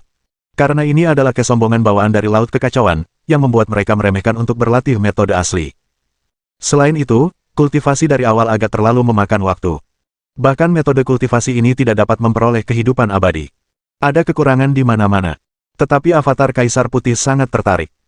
Metode kultivasi ini tampaknya lebih efektif dan cepat, dan akan membutuhkan 1000 tahun untuk mengatasi malapetaka dan naik ke tingkat yang lebih tinggi, dan kekuatannya setara dengan penguasa alam semesta. Anda dapat menembus Kaisar Abadi dalam 10.000 tahun, dan kekuatan Anda setara dengan Dewa Penguasa alam semesta. Meskipun umur Anda pendek, kekuatan tempur Anda sama sekali tidak lemah. Jika saya dapat mengendalikan sistem kultivasi seperti itu, maka saya akan menetapkan ortodoksi di alam semesta ontologi, sehingga semua ras makhluk kosmik di miliaran planet hidup dapat berlatih bersama. Mungkin kita dapat dengan cepat mengkultivasi sejumlah besar ahli top. Saya bahkan dapat membiarkan mereka menembus ke Kaisar Dewa, dan kemudian membuktikan kehidupan abadi. Dengan cara ini, bahkan jika alam semesta berukuran sedang benar-benar berkembang di masa depan, itu tidak akan membuat kuota Taois terlalu tertutup. Saat ini, mata klon Kaisar Putih tiba-tiba menjadi sangat terang. Jantung alam semesta, simulasi napas. Kaisar Putih memikirkannya. Aura ke-9 klon berubah seketika. Awalnya diselimuti paksaan mengerikan dari dunia luar. Dia langsung berubah menjadi pemula dengan pelatihan Ki tingkat 9. Kemudian 9 klon tersebut melarikan diri ke berbagai arah. 9 klon ini, termasuk 6 klon, berpura-pura menjadi manusia biasa dan bergabung dengan sekte yang berbeda di dinasti abadi yang berbeda. Ada juga 2 klon yang bergabung dengan Yaosu. Klon terakhir bergabung dengan klan hantu. Karena perlindungan kekuatan magis jantung alam semesta, bahkan jika kekuatan besar para dewa datang untuk menyelidiki roh jahat di luar langit, mereka tidak akan dapat menemukan keberadaan Bai Huang sama sekali. Masalah ini hanya bisa dibiarkan saja. Waktu berkedip. Kaisar Putih telah menghabiskan 10 tahun di benua peri. Hari ini, Zhongmen Dabi, seorang pemuda bernama Bai Yuan, memenangkan hasil nomor 1 dalam kompetisi besar Sekte Awan Mengambang dengan penampilannya yang luar biasa. Ribuan murid dalam terkejut di tempat. Ini tidak bisa dipercaya. Aku ingat adik Bai Yuan. Ketika dia pertama kali bergabung dengan Sekte Awan Mengambang 10 tahun yang lalu, dia hanya memiliki pelatihan Ki tingkat pertama, dan dia masih akar roh 9 baris. Kau hanya bisa menjadi murid luar. Namun, hanya dalam 10 tahun, sebagai murid luar, dia telah menekan ribuan murid dalam, dan bahkan mengalahkan kakak senior Wan Qing, yang merupakan nomor 1 di Sekte Dalam. Kakak senior Wan Qing menembus alam inti emas 3 tahun yang lalu, dan dia dapat disebut jenius nomor 1 di Sekte Dalam. Aku tidak menyangka kompetisi besar Sekte akan kalah dari Bai Yuan. Sial, Bai Yuan pasti telah mengalami beberapa petualangan, dia mungkin telah memakan beberapa harta karun dari langit dan bumi, sehingga keterampilannya meningkat pesat, dan dia telah menembus alam ramuan emas. Kalau tidak, hanya dalam 10 tahun, tanpa sumber daya apapun, bagaimana dia bisa menembus jin dan dalam waktu sesingkat itu? Sekelompok murid Sekte Awan Mengambang membicarakannya. Bai Yuan menjadi sangat sombong. Banyak biarawati memandangnya dengan berbeda. Waktu berkedip. 10 tahun lagi berlalu. Bai Yuan menembus tahap jiwa baru lahir. Mengejutkan seluruh sekte. Dia menjadi biksu jiwa baru lahir termuda dalam sejarah Sekte Awan Mengambang. Berbagai penghargaan ditambahkan. Meskipun ia telah membuat kemajuan pesat dalam kultivasi, tetapi mengenal saudara-saudarinya, mereka tahu bahwa Bai Yuan tidak banyak berlatih di waktu-waktu biasa. Hal yang paling disukainya biasanya adalah membaca di paviliun Zhangsu. Mempelajari sejarah perkembangan langit dan dunia, serta mempelajari berbagai metode kultivasi. Ia tidak hanya tertarik pada teknik kultivasi Sekte Awan Mengambang, tetapi juga latihan sekte lain. Bahkan kode rahasia pelatihan inti sekte, setelah ia melihatnya, ia benar-benar mengajukan saran untuk perbaikan.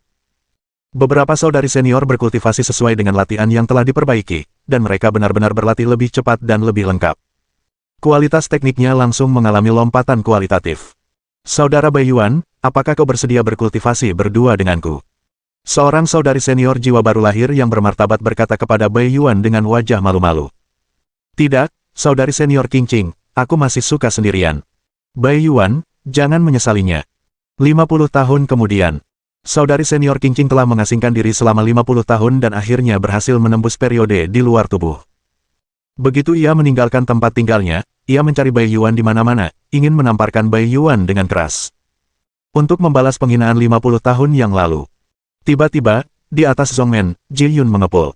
Apakah ini, seorang tetua di sekte yang akan melewati malapetaka? Bukan, ini adik muda Bai Yuan, dia akan segera melewati cobaan. Ya Tuhan, apakah dia tiba-tiba melewati masa cobaan kurang dari 100 tahun setelah bergabung dengan sekte? Kakak senior Qing Qing terkejut. Semua murid sekte terkejut. Bahkan pemimpin sekte pun ingin turun tahta demi orang yang berbudi luhur. Malapetaka 100 tahun, seorang penjahat yang tak tertandingi. 3 hari kemudian, Bai Yuan berhasil melewati cobaan. Akhirnya, dia menjadi biksu Mahayana dan akan segera naik ke alam peri. Sekte Awan Mengambang mengukir nama Bai Yuan dalam daftar legenda. Bab 1750. 10 tahun kemudian, suatu pagi yang cerah, Bai Yuan membawanya dengan satu tangan. Berdiri dengan bangga di puncak pegunungan Fuyun. Di kaki gunung, puluhan ribu murid Sekte Awan Mengambang berkumpul. Kakak senior Qing Qing, kakak senior Wan Xing, semua kakak senior, Li Hua Xiaoyu, semuanya menangis. 10 tetua Zhongmen dan lebih dari 100 pelindung Dharma semuanya hadir. Bahkan Susrain, yang mulia guru Fuyun, tampak menyesal saat ini. Mereka semua mendongak ke puncak gunung, punggung yang tak tertandingi dan angkuh. Seorang pemuda berdiri dengan tangan di belakang punggungnya, menatap langit. 80 tahun yang lalu, Bai Yuan bergabung dengan Sekte Awan Mengambangku untuk pertama kalinya. Dengan basis kultivasi pelatihan Ki tingkat pertama dan identitas akar spiritual beragam dari 9 garis, dia bergabung dengan Sekte Awan Mengambangku dan menjadi murid ahli sekte luar. Dan saat itu, tempat duduk ini sudah berada di tengah tahap transendensi kesengsaraan, dan itu adalah pertama kalinya ia naik ke posisi pemimpin Sekte Fuyun. Tahun itu, Bai Yuan hanyalah seekor semut di mata sekte ini. Siapa sangka 80 tahun kemudian, Bai Yuan akan menembus puncak periode Mahayana, menyelesaikan transformasi tulang abadi, dan mengubah semua energi sejatinya menjadi roh abadi. Hari ini, seluruh sekte akan menyaksikan dia melambung menjadi peri. Generasi biksu saya semuanya bertujuan untuk mencapai keabadian. Kenaikan Baiyuan dalam 80 tahun telah memecahkan rekor kenaikan tercepat dalam sejarah sekte kami. Hampir menciptakan generasi legenda. Sekte ini telah berlatih keras selama 3000 tahun. Pada saat itu, akar roh surgawi terdeteksi, dan pelatihan kunci sekte, tetapi sekarang belum mampu naik. Dia sebenarnya naik sebelum saya. Sayang sekali aku melihatnya memenangkan juara pertama di kompetisi besar Zongmen, dan potensinya luar biasa. Aku juga ingin mewariskan posisi suzerain kepadanya setelah aku naik ke tingkat yang lebih tinggi. Guru Fuyun menghela napas dengan perasaan campur aduk di hatinya. Dunia ini tidak kekal. Surga ini tidak kekal. Siapa yang menyangka hal seperti ini akan terjadi? Adik Baiyuan, tidak bisakah kau tinggal sedikit lebih lama? Aku tidak tahan denganmu. Tidak, kakak Qingqing, aku telah menyelesaikan transformasi tulang abadi sekarang, dan gerbang surgawi alam atas akan segera terbuka. Aku khawatir aku harus naik ke sana hari ini. Baiyuan, aku akan mencarimu. Betapapun sulitnya menjadi peri, betapapun dinginnya hatimu, aku, Zhao Qingqing, tidak akan menikahimu di kehidupan ini. Kakak senior Qingqing yang bermartabat dan anggun itu berkata dengan wajah tegas. Boom! Pada saat itu, gerbang surga terbuka. Sinar terang mendarat di puncak pegunungan Fuyun. Punggung Baiyuan yang angkuh, di hadapan semua orang, melayang pergi. Zhao Qingqing menangis terseduh-seduh. Air mata jatuh seperti tetesan hujan. Ada satu lagi orang yang sedih di dunia ini. Kakak senior Qingqing adalah wanita tercantik nomor 1 yang diakui oleh Sekte Awan Mengambang. Dia juga putri dari Tetua Agung. Dia telah mengejar Guru Baiyuan dengan gigi selama 60 tahun, tetapi dia tidak pernah berhasil membuat Guru Baiyuan memperhatikannya lebih dari sebelumnya. Tanyakan apa itu cinta di dunia ini, dan langsung ajarkan hidup dan mati. Bunga pir, gerimis, air mata patah hati bahkan jika kau tidak khawatir. Kakak Qingqing masih berani mencintai dan membenci, meskipun dia tidak mendapatkannya, dia telah bekerja keras untuk itu, tetapi bagaimana denganku? Aku dikalahkan oleh Baiyuan dalam pertempuran 70 tahun yang lalu.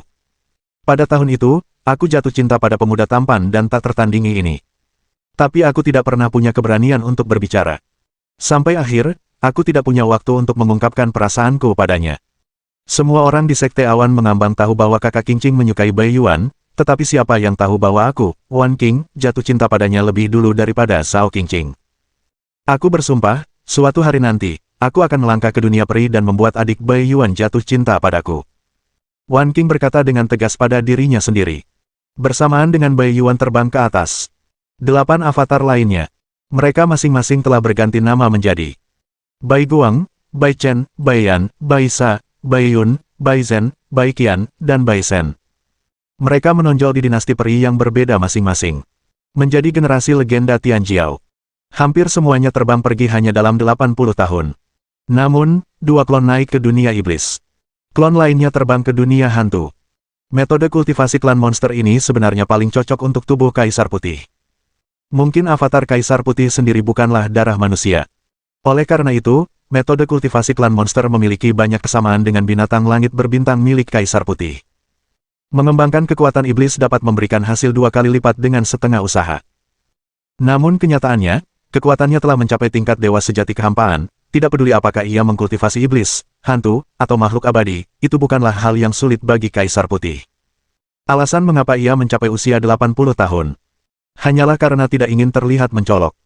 Menurut catatan kuno dari berbagai dinasti abadi, di benua kultivasi yang tak terhitung jumlahnya di jurang 10.000 dunia, memang ada beberapa penjahat tak tertandingi yang telah mencapai usia 100 tahun dalam sejarah.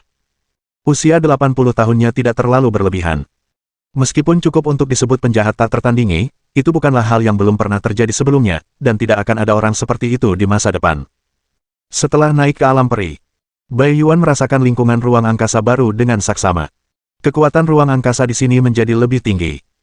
Aura alam bawah juga telah berubah menjadi aura peri tingkat yang lebih tinggi, yang memungkinkan makhluk abadi untuk menyerap energi yang cukup dan mempercepat kecepatan kultivasinya. Penguasa jurang, setelah memurnikan satu alam semesta super besar, dia tampaknya membagi dunia jurang yang luas ini menjadi 3 tingkatan. Dunia manusia, dunia abadi, dunia dewa. Di antara mereka, dunia manusia adalah yang terbesar, dan secara langsung terbagi menjadi ratusan juta benua kultivasi abadi. Setiap benua kultivasi abadi melahirkan manusia dan biksu biasa yang tak terhitung jumlahnya. Mereka ingin mencapai keabadian sepanjang hidup mereka. Dan di setiap benua kultivasi abadi, selain manusia dan kultivator, ada juga pembangkit tenaga tingkat Kaisar Abadi yang, sebagai manajer, menjaga seluruh benua kultivasi. Diam-diam mengendalikan semua dinasti peri di daratan. Tetapi para kultivator biasa dari sekte-sekte itu tampaknya tidak mengetahui hal-hal ini. Mereka dengan naif berpikir bahwa para abadi akan terpisah selamanya. Setelah naik menjadi peri, pada dasarnya tidak mungkin untuk turun ke alam. Akan terikat oleh hukum langit dan bumi. Tetapi sebenarnya, dunia manusia itu sendiri selalu dikendalikan oleh dunia peri. Tidak ada yang mutlak. Setelah naik ke alam peri, bidang spasial dunia peri ini jelas lebih lengkap, dan hukum-hukumnya lebih kuat. Tampaknya masih ada kekuatan hukum Dao dalam aturan operasional dunia ini. Desain ini sangat halus. Membedakan secara paksa para ahli dengan kekuatan dan tingkatan yang berbeda. Melakukan pembagian yang detail. Dibatasi oleh aturan dunia. Dewa dan manusia tidak diperbolehkan datang dan pergi sesuka hati. Dengan cara ini, tidak akan ada pembangkit tenaga tingkat peri yang muncul secara acak, bertarung di dunia fana, menyebabkan langit dan bumi hancur, dan menyebabkan nyawa manusia lemah yang tak terhitung jumlahnya binasa. Ini memiliki makna pembelajaran yang sangat penting bagi Chen Yuan untuk menciptakan sistem dunia alam semesta berdimensi tinggi. Menyerap esensi dan membuang ampasnya. Bai Huang memutuskan untuk terus berkembang dengan cara yang sederhana. Sebulan kemudian, ia bergabung dengan pasukan lokal di dunia peri. Di tahap awal keabadian manusia, ia menjadi sipir kecil di pengadilan abadi Li Huo. Ia memperlakukan orang dengan baik dan tidak pernah menimbulkan masalah. Jika ia benar-benar bertemu seseorang yang tidak tampan, lawannya akan lenyap tanpa suara keesokan harinya. Waktu berkedip. 300 tahun telah berlalu. Kultivasi Bai Yuan juga telah menembus dari tahap awal manusia abadi ke tahap menengah abadi bumi. 300 tahun telah berlalu, dan kelompok sipir yang sama dengan Bai Yuan, beberapa pergi ke masa depan, dan beberapa meninggal dalam lingkungan intrik. Semua orang bekerja keras untuk masa depan mereka sendiri. Berjuang mati-matian untuk naik ke puncak. Hanya Bai Yuan yang sama sekali tidak tergerak, dan tidak memiliki motivasi sedikit pun untuk bertarung. Saat bosan, dia akan mempelajari formasi Xian Lao. Bermain catur, minum teh, dan tidur. Santai sekali.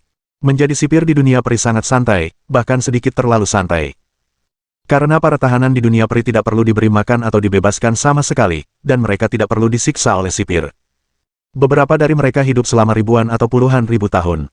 Satu-satunya hal yang harus dilakukan sipir hanyalah mengawasi. Jika ada immortal yang merampok penjara, laporkan terlebih dahulu dan buka susunan penjara immortal. Itu sudah cukup. Ada juga batu peri sebagai gaji setiap tahun. Karena terlalu banyak waktu luang, banyak immortal yang tidak mau melakukannya. Mereka akhirnya naik ke keabadian. Semua orang memiliki dendam yang besar.